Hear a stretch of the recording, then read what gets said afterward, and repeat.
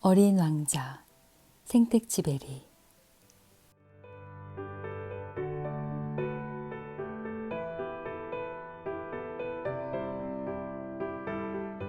6살 무렵 나는 원시림 이야기를 다룬 체험 이야기라는 책에서 놀라운 그림 하나를 본 적이 있다. 맹수를 통째로 먹어 삼킨 보아뱀의 그림이었다. 이 그림은 그것을 옮겨 그린 것이다. 그 책에는 이렇게 쓰여 있었다. 보아뱀은 먹이를 씹지도 않은 채 통째로 삼키고 그것을 소화하기 위해 무려 6달 동안 꼼짝없이 잠을 잔다. 나는 그 책을 읽으며 밀림 속의 신비로운 모험에 빠져들어 한참을 생각했다. 그리고 색연필로 내 생의 첫 그림을 그리기 시작했다. 나의 그림 제1호. 그것은 다음과 같다. 나는 내가 그린 멋진 작품을 어른들에게 보여주며 그림이 너무 무섭지 않으냐고 물었다. 어른들은 되물었다. 모자가 뭐가 무섭다는 거니? 나는 모자를 그린 것이 아니었다. 그것은 코끼리를 통째로 삼키고 나서 소화하는 보아뱀의 모습이었다. 나는 어른들이 알아볼 수 있도록 보아뱀의 뱃속을 다시 그렸다. 어른들에게는 언제나 자세히 설명해 주어야 한다. 나의 그림 제2호는 바로 이랬다. 어른들은 나에게 속이 보이든 보이지 않든 그런 보아뱀 그림 따위는 집어치우고 지리나 역사, 산수와 문법을 공부하는 게 더 나을 거라고 충고했다. 그래서 나는 6살에 멋진 화가가 되겠다는 꿈을 포기하고 말았다. 내 그림을 이해하는 사람이 아무도 없어서 크게 실망했기 때문이다. 어른들은 혼자서 아무것도 이해하지 못한다. 언제나 모든 것을 일일이 설명해 주어야 하니 어린 나에게는 여간 성가신 일이 아니다. 결국 나는 다른 직업을 선택해 비행기 조종사가 되었다. 그리고 세계 이곳저곳 거의 안 가본 데 없이 날아다녔다. 어른들이 말한 대로 지리 공부가 많은 도움이 되기는 했다.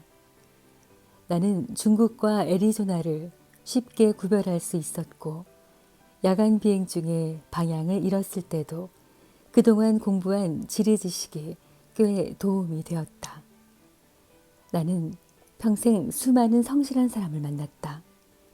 오랫동안 어른들 틈에서 살아왔기 때문에 아주 가까이서 그들을 볼 수 있었다. 그렇지만 그들에 대한 내 생각은 크게 변하지 않았다.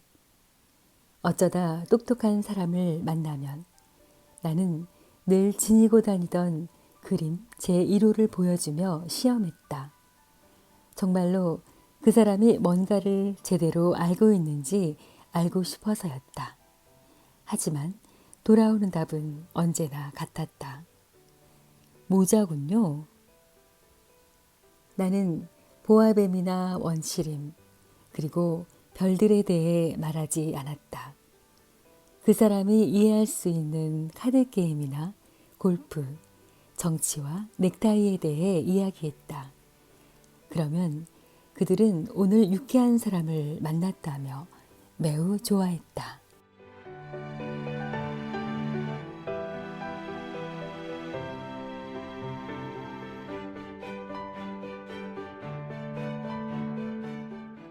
여섯 해 전 나는 사하라 사막에서 비행기 사고가 나기 전까지 마음을 나눌 만한 친구 하나 없이 외롭게 지냈다.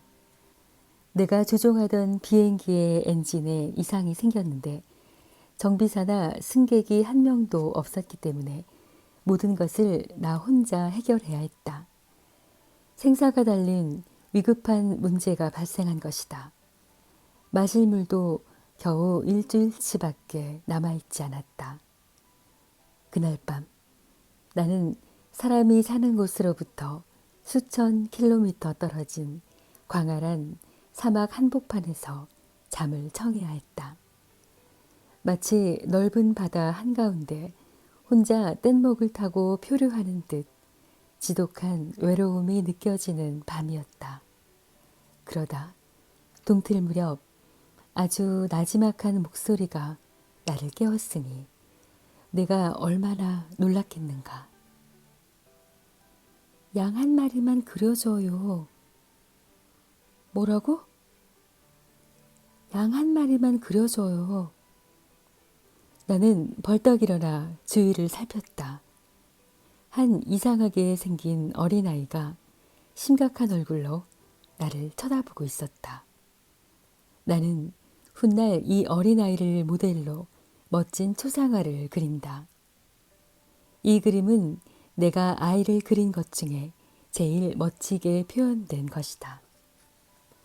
아이의 실제 모습에 비하면 많이 부족한 그림이지만 따지고 보면 내 잘못만은 아니다.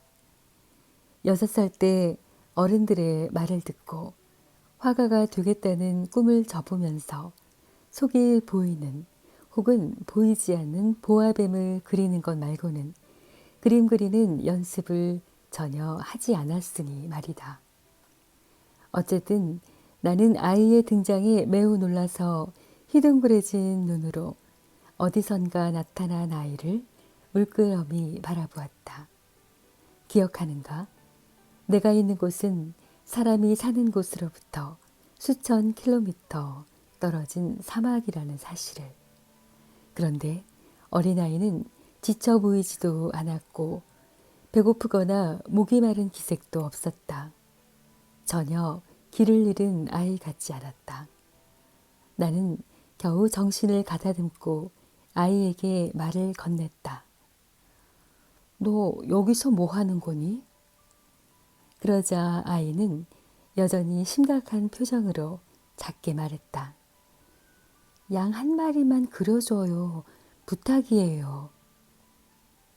매우 신비한 상황에 놓이면 누구나 순순히 그 분위기를 따르게 마련이다. 사람이 사는 곳에서 수천 킬로미터 떨어진 사막. 생사의 갈림길에 선 나는 참으로 이상한 일을 겪고 있다는 걸 느끼면서도 주머니에서 종이 한 장과 만년필을 꺼냈다.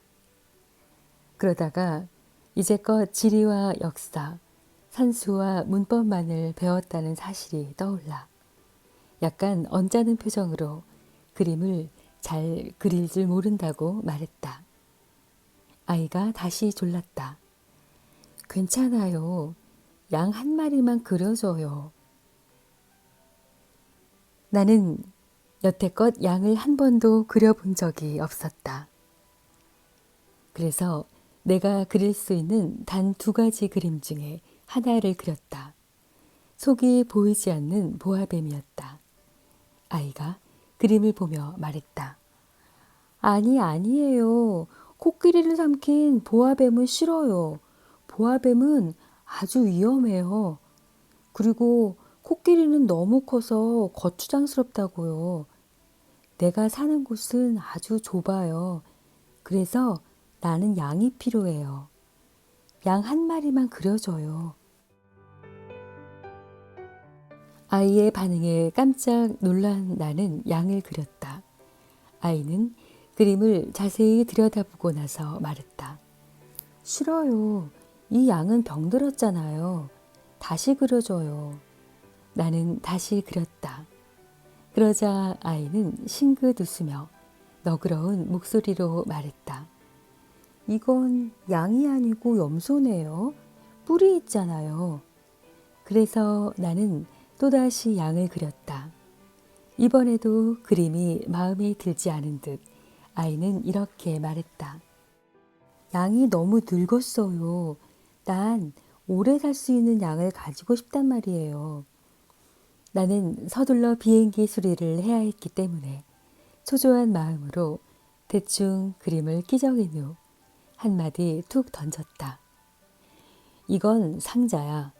네가 원하는 양은 이 안에 있어. 그러자 신기하게도 이 어린아이의 표정이 밝아졌다. 내가 원한 게 바로 이거예요.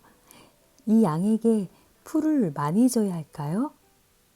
왜 그렇게 물어? 내가 사는 곳은 아주 작거든요. 거기 있는 걸로 충분할 거야. 아주 작은 양이거든. 아이는 그림을 자세히 들여다보더니 말했다. 그렇게 작은 양도 아닌데, 어머, 잠이 들었네.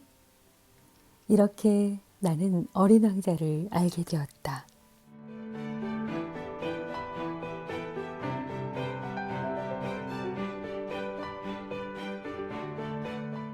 어린 왕자가 어디에서 왔는지 알게 되기까지는 꽤 많은 시간이 걸렸다. 그는 내게 수많은 질문을 했지만 내가 묻는 말은 전혀 귀담아 듣지 않는 것 같았다. 어쩌다 가끔 어린 왕자의 입에서 흘러나오는 말을 들으며 차츰 그에 대해 알게 되었다. 어느 날 어린 왕자가 내 비행기를 보고 물었다. 이 물건은 대체 뭐예요? 이건 물건이 아니고 하늘을 날아다니는 비행기야, 내 비행기. 나는 어린 왕자에게 내가 하늘을 날아다닌다는 것을 이야기하는 게 무척 자랑스러웠다.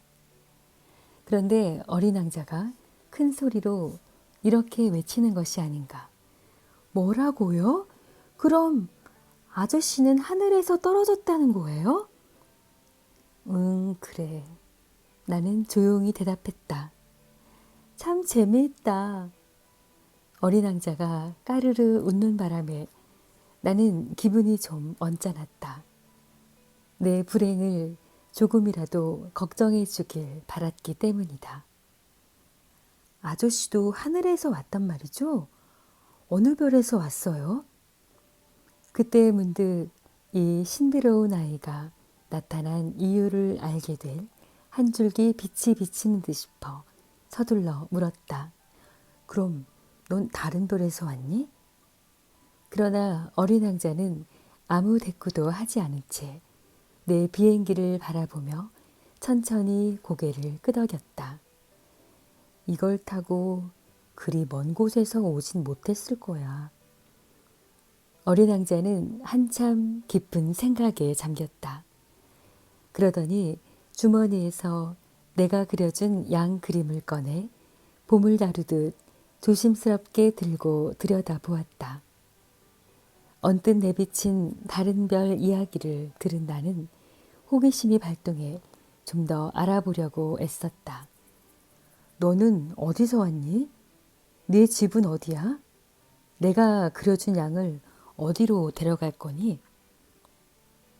한참 생각에 잠겨 아무 말 없던 어린 왕자가 조용히 입을 열었다. 아저씨가 그려준 상자는 밤에 양의 집이 될 거예요. 참 잘 됐어요. 그렇지. 네가 착하게 잘 있으면 낮에 양을 맬 고삐도 그려줄게. 말뚝도. 양을 매놓는다고요? 그건 정말 이상한 생각이네요. 하지만 그렇게 하지 않으면 아무 데나 가서 길을 잃을 수도 있는걸. 그러자 어린 왕자는 까르르 웃었다. 가긴 어딜 간단 말이에요. 어디든지 곧장 앞으로. 나의 말에 어린 왕자는 진지한 표정을 지으며 대꾸했다. 괜찮아요. 내가 사는 곳은 아주 작거든요. 그러고 나서 우울한 목소리로 덧붙였다. 앞으로 곧장 가봐야 그리 멀리 갈 수도 없는 거려.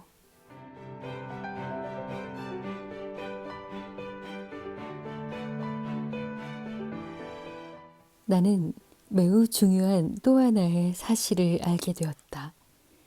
어린 왕자가 사는 별은 겨우 집 한 채만 하다는 것. 이는 그리 놀라운 일은 아니었다. 사람들이 지구, 목성, 화성, 금성이라고 부르는 큰 별들 외에도 망원경으로도 보기 어려운 작은 별이 무수히 많다는 사실을 나는 잘 알고 있었기 때문이다. 천문학자들은 그런 작은 별을 발견하면 이름 대신 소행성 3251호라는 식으로 번호를 붙인다. 나는 어린 왕자가 소행성 B612호에서 왔다고 믿는다. 근거 없는 추측이 아니다. 이 행성은 1909년에 터키의 한 천문학자가 딱 한 번 망원경으로 본 적이 있다. 그때 천문학자는 국제천문학회에서 행성의 발견을 충분히 증명해 보였다. 그러나 그의 옷차림을 보고 아무도 그의 말을 믿지 않았다. 어른들은 항상 이런 식이다. 그 후 터키의 한 독재자가 국민에게 유럽식으로 옷을 입으라고 명했고 거역하면 사형에 처할 거라고 했다. 1920년 천문학자는 유럽식으로 양복을 차려입고 행성의 발견을 다시 증명해 보였다. 그러자 이번에는 모두 그의 말을 믿었다. 내가 소행성 B612호에 대해 번호를 붙이며 이렇게 자세히 이야기하는 것은 모두 어른들 때문이다. 어른들은 숫자를 무척이나 좋아한다. 어른들에게 새로 사귄 친구에 대해 이야기하면 정작 중요한 것은 묻지 않는다. 그 친구의 목소리는 어때? 그 친구는 무슨 놀이를 좋아하니? 나비를 채집하는 걸 좋아하니? 이런 질문은 하지 않는다. 그 친구는 몇 살이니? 형제는 몇 명이야? 몸무게는 얼마나 나가니? 아버지는 수입이 얼마나 되니? 이렇게 질문하고 친구가 어떤 사람인지 알 수 있다고 생각한다. 어른들에게 다음과 같이 말하면 그 집을 상상하지 못할 것이다. 창가에는 예쁘게 핀 제라늄 화분이 놓였고 지붕 위로 비둘기가 날아드는 멋진 장밋빛 벽돌집을 봤어요.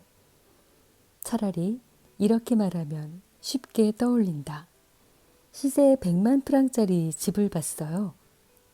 그래야 비로소 어른들은 탄성을 지른다. 정말 멋지겠구나. 이런 어른들에게 다음과 같이 어린 왕자에 대해 이야기하면 어떨까? 아주 신비로운 아이였어요.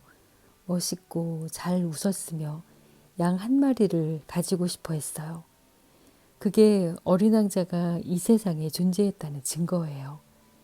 누군가가 양을 원한다면 그건 그 사람이 살아있다는 거잖아요. 이 말을 듣고 어른들은 분명히 어깨를 으쓱하며 당신을 어린아이로 취급할 것이다. 어린 왕자는 소행성 B612호에서 왔어요. 하지만 이렇게 말하면 어른들은 바로 알아듣고 더는 귀찮게 질문하지 않을 것이다. 어른들은 늘 이런 식이다. 그렇다고 그들을 탓해선 안 된다. 아이들은 어른들을 너그러운 마음으로 이해해야 한다. 삶을 진정으로 이해하는 우리에게 숫자는 그리 중요하지 않다. 나는 이 이야기를 동화처럼 시작하고 싶었다. 옛날에 자기 몸보다 조금 클까 말까한 작은 별에 어린 왕자가 살았어요. 어린 왕자는 친구가 필요했답니다. 이런 식으로 말이다. 그래야 삶을 진정으로 이해하는 사람들에게 이야기가 훨씬 진실하게 와 닿을 테니까. 하지만 내가 그렇게 시작하지 않은 이유는 사람들이 이 책을 가볍게 읽고 잊어버리지 않기를 바랐기 때문이다. 이 추억을 꺼낼 때마다 깊은 슬픔을 느낀다. 6해 전 어린 왕자는 내가 그려준 양과 함께 떠났다. 내가 여기에 어린 왕자를 되새기는 까닭은 그를 영원히 잊지 않기 위해서다. 친구를 잊는다는 것은 참으로 슬픈 일이다. 누구나 친구를 갖는 것은 아니다.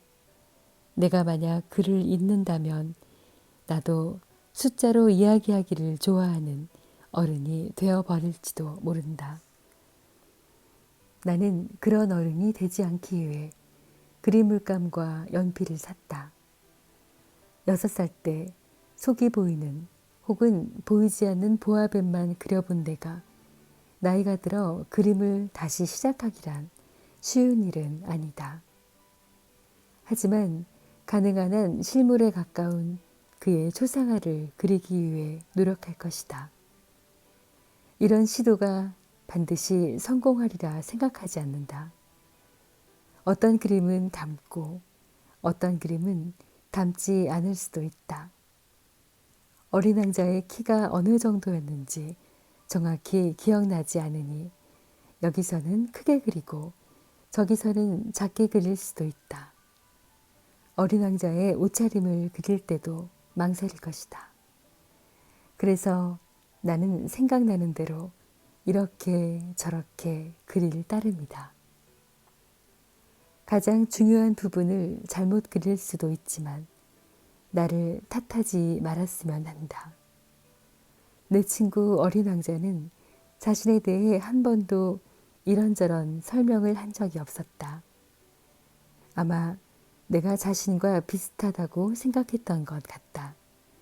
하지만 불행히도 나는 상자 안에 양을 볼 줄 모른다. 나 역시 이제 나이가 들어 어른들과 비슷해지는 모양이다.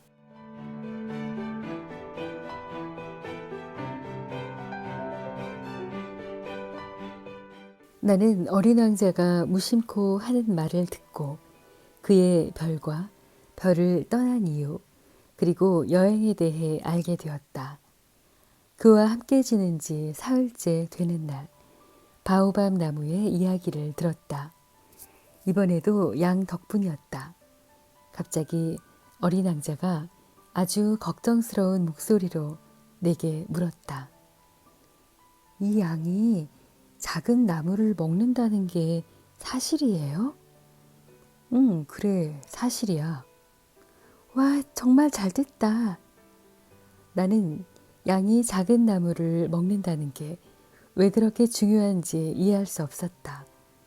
어린 왕자가 말을 이었다. 그럼 바오밤 나무도 먹겠지요? 나는 바오밤 나무는 성당만큼 큰 나무라 코끼리 떼를 데려간다고 해도 먹어치우지는 못할 거라고 했다. 코끼리 떼라는 말에 어린 왕자가 웃으며 말했다. 코끼리들을 포개 놓아야겠네. 어린 왕자는 재치 있게 말하고 나서 다시 진지해졌다. 바오밤 나무도 다 자라기 전에는 아주 작았을 거예요. 당연하지. 그런데 양이 왜 바오밤 나무를 먹어야 하니? 아휴. 어린 왕자는 더는 대답 없이 한숨을 내뱉었다. 그래서 나는 혼자 수수께끼를 풀기 위해 썼다. 다른 별처럼 어린 왕자가 사는 별에도 좋은 풀과 나쁜 풀이 있다. 따라서 좋은 씨앗과 나쁜 씨앗이 있기 마련이다. 그러나 씨앗은 눈에 보이지 않는다. 씨앗은 땅속 깊은 곳에서 잠자고 있다가 깨고 싶으면 어느 날 갑자기 기지개를 켠 후 태양을 향해 작고 여린 새싹을 쏙 내민다. 그것이 홍당무나 장미의 새싹이면 그대로 두어도 좋다. 하지만 나쁜 풀의 새싹이라면 보이는 대로 뽑아야 한다. 어린 왕자가 사는 별에는 무서운 씨앗이 있었다. 바로 바오밤 나무의 씨앗이었다. 그 별에는 그 씨앗이 가득했는데 어찌나 빨리 자라는지 싹을 조금만 늦게 뽑아도 손을 쓸 수 없을 정도였다.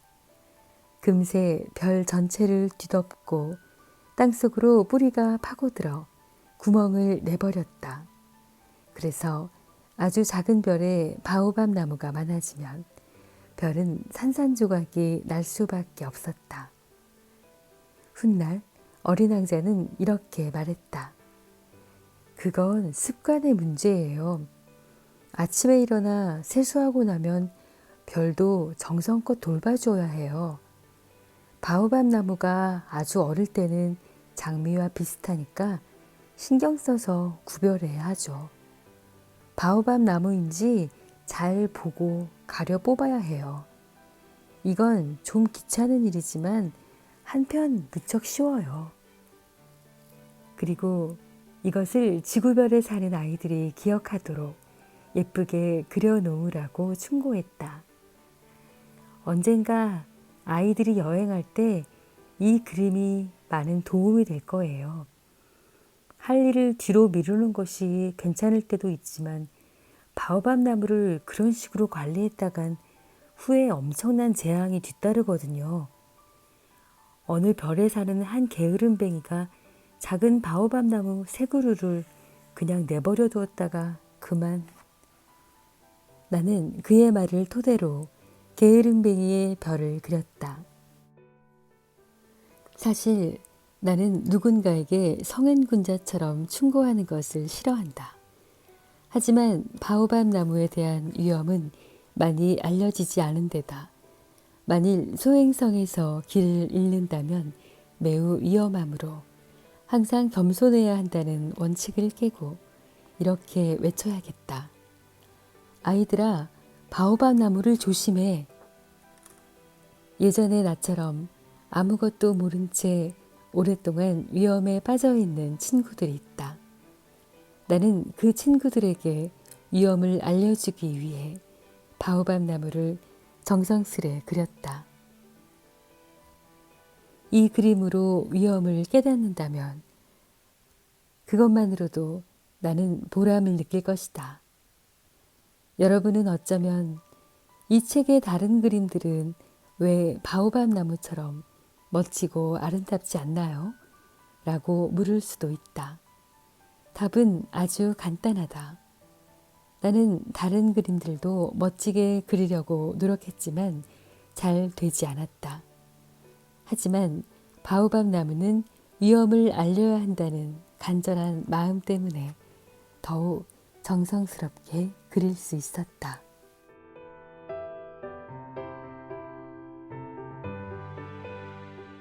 아, 어린 왕자야. 너의 소박하고 쓸쓸한 삶을 조금 알게 되었어. 내 마음을 평온하게 달래주는 것은 해질 무렵에 아름다운 풍경밖에 없었다는 걸 말이야. 나흘째 되는 날 아침, 네가 한 말을 듣고 나는 그 사실을 알게 됐어. 난 해질 무렵이 좋아요. 우리 해지는 걸 보러 가요. 아직 좀 더 기다려야지. 기다리다니 뭘요? 해가 지길 기다려야지. 처음에 어린 왕자는 놀란 표정을 짓더니 이내 자신이 한 말이 우스웠는지 이렇게 말했어. 지금도 나는 내 별에 있는 기분이에요. 맞아. 미국이 정오일 때 프랑스는 해가 져.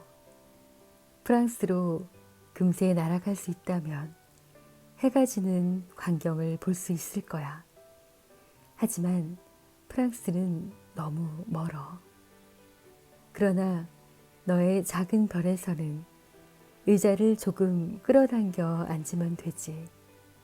그렇게 하면 언제든지 보고 싶은 석양을 바라볼 수 있었어. 어느 날에는 해 지는 모습을 44번이나 보았어요. 잠시 후 너는 말을 이었다. 아저씨도 알 거예요. 누구나 몹시 슬픈 날에는 해 지는 모습을 보고 싶어 한다는 거려. 44번이나 볼 만큼 슬펐었니? 어린 왕자, 너는 아무 말도 하지 않았다.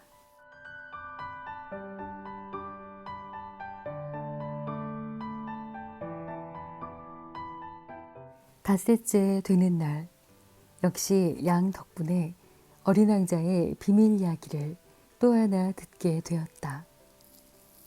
혼자 오랫동안 생각하던 어린 왕자가 불쑥 물었다.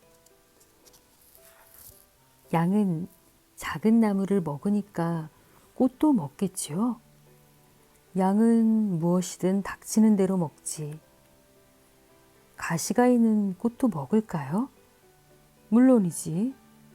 그럼 꽃에 가시는 왜 있는 거죠? 그때 나는 볼트가 꽉 조여 있는 비행기 엔진을 손보느라 정신이 없었다. 비행기 고장이 생각보다 심각한 데다가 마실 물도 얼마 남지 않아 몹시 불안했다. 가시는 왜 있는 거냐고요? 어린 왕자는 한 번 질문하면 끝까지 대답을 듣길 원했다. 나는 볼트 때문에 신경이 곤두서서 아무렇게나 대답했다. 가시는 아무 필요가 없어. 괜스레 꽃들이 심술을 부리는 거지. 그래요? 잠시 아무 말 없이 가만히 있던 어린 왕자는 원망스러운 듯 투명하게 말했다. 아저씨는 엉터리예요. 꽃들은 연약하고 순수해요. 나름대로 자신을 지키는 거라고요. 가시가 있으면 무섭게 보인다고 생각하는 거예요. 나는 대꾸하지 않았다. 이 볼트가 끝까지 빠지지 않으면 망치로 쳐서라도 빼야겠다 하고 생각한 찰나인데 어린 왕자가 또 방해했다. 아저씨는 꽃들이 그렇다고 생각하는 거예요? 그만하자, 이제 그만. 나도 몰라. 그냥 아무렇게나 대답한 거야. 지금 중요한 일을 하고 있잖니. 어린 왕자는 놀란 표정으로 나를 보았다. 중요한 일? 기계 기름으로 범벅이 된 손에 망치를 들고 비행기 위에 엎드린 내 모습을 바라보며 어린 왕자가 웅얼거리듯 말했다. 아저씨도 어른들처럼 말하는군요. 나는 조금 부끄러운 생각이 들었다. 어린 왕자는 계속 말을 이었다. 아저씨는 모든 것을 혼동하고 있어요. 다 뒤섞였다고요. 어린 왕자는 매우 화가 나 있었다. 그의 황금빛 머리카락이 바람에 흩날렸다. 내가 아는 어느 별에 아주 새빨간 얼굴을 한 남자가 살았어요. 단 한 번도 꽃향기를 맡아보거나 별을 바라보거나 누구도 사랑해 본 적 없는 그런 남자였죠. 그는 온종일 계산만 하면서 아저씨처럼 나는 중요한 일을 하고 있어.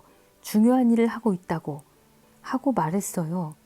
교만으로 가득 찬 그는 사람이 아니라 버섯이에요. 뭐야? 버섯이었다고요. 어린 왕자는 얼마나 화가 났는지 얼굴이 창백했다. 수백만 년 전부터 꽃들은 가시를 만들어 왔어요. 양들도 수백만 년 전부터 꽃들을 먹어왔고요.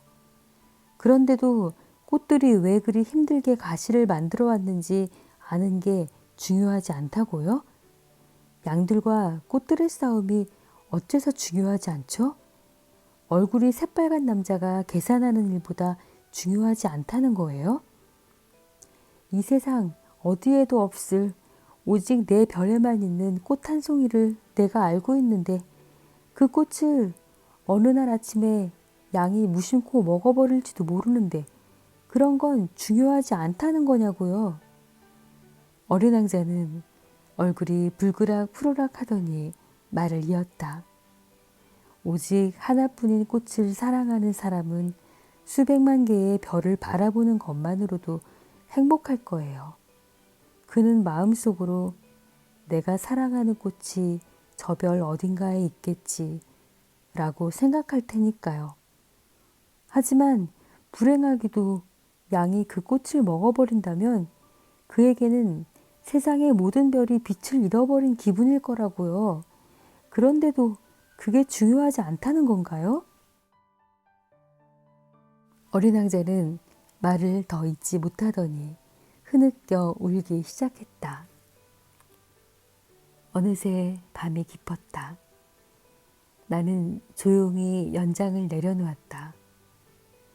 망치와 볼트, 갈증과 죽음이 모두 부질없이 느껴졌다. 거기에는 어느 행성에서 내 별인 이 지구에 온 위로해줘야 할 어린 왕자가 있었다. 나는 두 팔로 어린 왕자를 보듬어 안았다. 내가 사랑하는 꽃은 이제 위험하지 않아. 네 양에게 입마개를 씌워줄게. 그리고 꽃에게 보호망을 입히고. 더는 아무 말도 할 수 없었다. 나 자신이 매우 미숙한 존재로 느껴졌다. 어떻게 해야 어린 왕자의 마음에 다가가고 그에게 감동을 주며 그와 한 마음이 될 수 있을지 알 수 없었다. 눈물의 나라는 참으로 신비로운 것 같았다.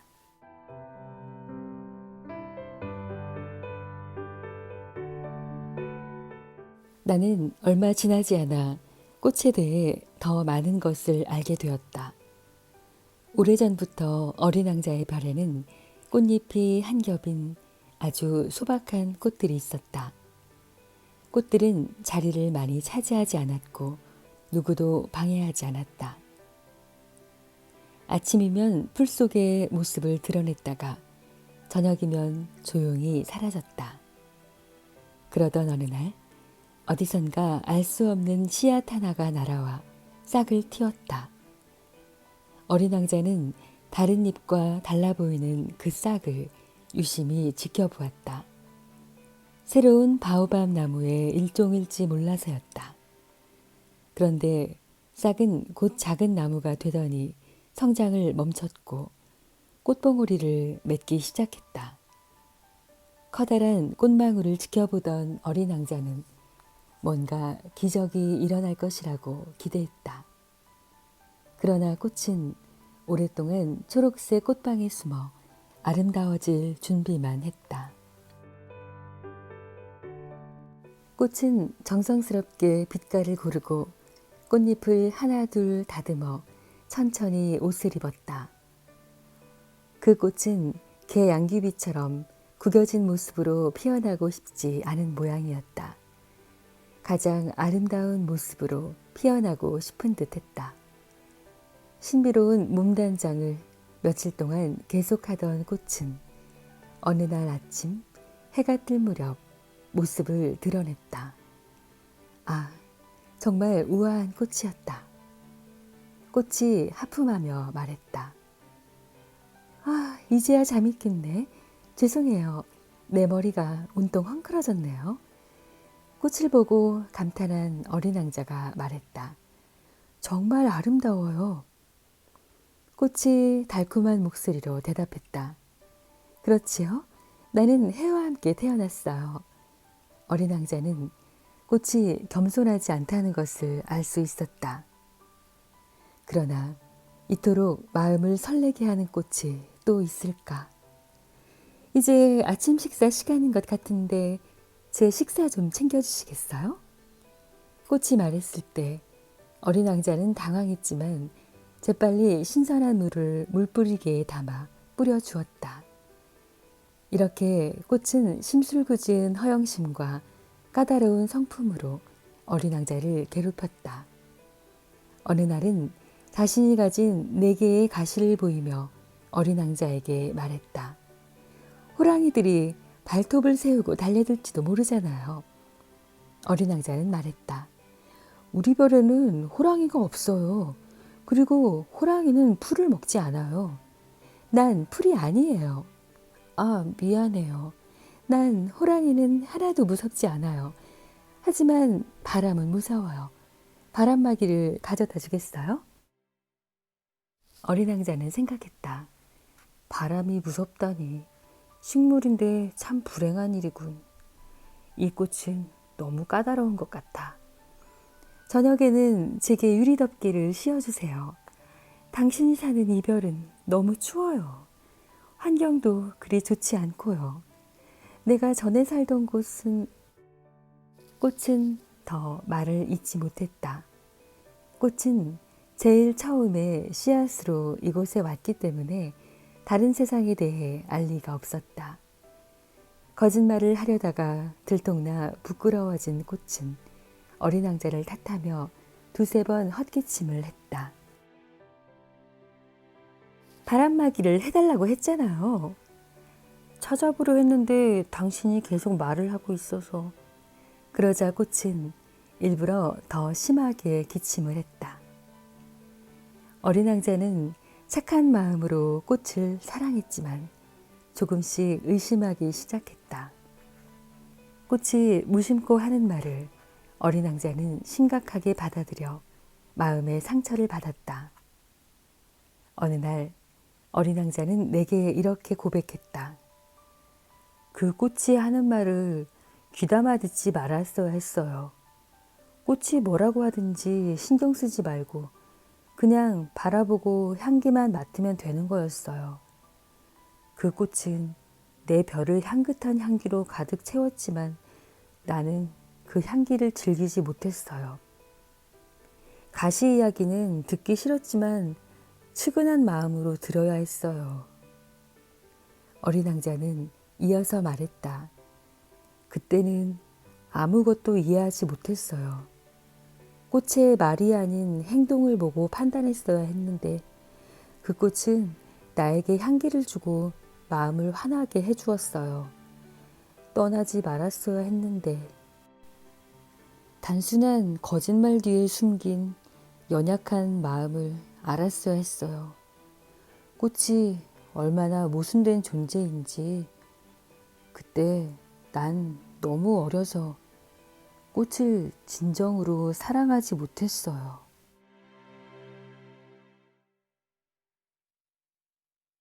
나는 어린 왕자가 철새들이 이동할 때 무리에 섞여 자신의 별을 떠나왔다고 생각한다.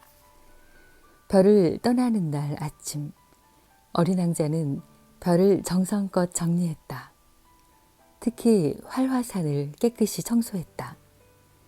어린 왕자의 별에는 불을 뿜는 2개의 활화산이 있었다. 그것은 아침밥을 따뜻이 데울 때 아주 편리했다. 불이 꺼진 휴화산도 하나 있었다. 어린 왕자는 어찌 될지 알 수 없어서 그것도 깨끗이 청소해 두었다. 화산은 청소만 잘해주면 폭발하지 않고 규칙적으로 부드럽게 불을 내뿜는다. 화산 폭발은 마치 굴뚝에 솟아오르는 불꽃과 같다. 물론 지구 위에 사는 우리는 화산보다 훨씬 작아서 그것을 청소할 수 없다. 그래서 우리는 종종 화산 폭발로 곤란한 일을 겪곤 한다. 어린 왕자는 울적한 기분으로 바오밥 나무의 마지막 남은 싹들도 모조리 뽑아냈다. 그는 다시 돌아오지 못할 것으로 생각했다. 그래서 평소에 늘 하던 일이 그날 아침에는 유난히 친근하게 느껴지고 애착이 갔다. 마지막으로 꽃에 물을 주고 유리 덮개를 씌우려는 순간 그는 눈물이 날 것 같았다. 잘 있어요. 어린 왕자는 꽃에 작별 인사를 했다. 꽃은 아무 대답도 하지 않았다. 어린 왕자가 다시 인사했다. 안녕, 잘 있어요. 꽃은 기침을 했다. 그것은 감기 때문이 아니었다. 마침내 꽃은 조용히 말했다. 내가 그동안 어리석었어요. 용서해요. 그리고 행복하길 바래요. 어린 왕자는 꽃이 비난 섞인 어투로 말하지 않아서 깜짝 놀랐다. 그래서 유리 덮개를 손에 든 채 그대로 멍하니 서 있었다. 갑자기 다소곳하고 다정한 모습으로 말하는 꽃을 이해할 수 없었다. 나는 당신이 좋아요. 당신은 몰랐을 거예요. 이 모든 게 다 내 잘못이에요. 이젠 소용없겠지만, 하지만 당신 또한 나만큼 어리석었어요. 부디 행복하길 바래요. 유리덮개는 치워도 돼요. 이제 필요 없어요. 바람이 불면 내 감기는 그리 심하지 않아요. 서늘한 밤 공기를 맞으면 오히려 좋을 거예요. 난 꽃이니까. 하지만 짐승들이 오면 나비를 만나기 위해서는 벌레 2마리가 와도 참아야죠. 나비는 매우 아름답다면서요? 나비가 아니면 누가 날 찾아오겠어요? 당신은 이제 멀리 떠나잖아요. 짐승들이 와도 걱정하지 않아요. 난 가시를 가지고 있으니까요. 그렇게 말하며 꽃은 천진난만하게 4개의 가시를 보여주었다. 그리고 이어 말했다. 계속 그렇게 우물쭈물 서 있을 거예요? 성가셔요. 떠날 거면 빨리 떠나요. 꽃은 어린 왕자에게 우는 모습을 보이고 싶지 않았던 것이다. 그만큼 자존심이 강한 꽃이었다.